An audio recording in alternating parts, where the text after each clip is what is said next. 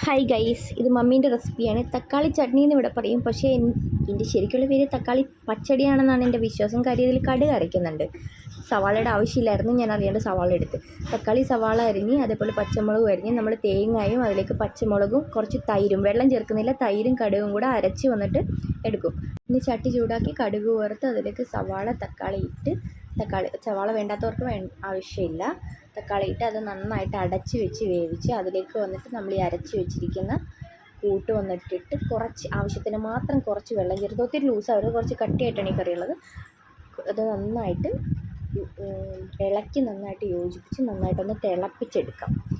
തക്കാളി ചട്നി അഥവാ തക്കാളി പച്ചടി അടിപൊളിയാണ് ഗൈസ്, നല്ല ടേസ്റ്റാണ്. എനിക്ക് ആദ്യമൊന്നും വന്നിട്ട് ഇതെന്താണ് സാധനം എന്നൊന്നും അറിയില്ലായിരുന്നു. എപ്പോഴും പറയണ കേൾക്കാം തക്കാളി ചട്നി വേണം, തക്കാളി ചട്നി വേണമെന്ന്.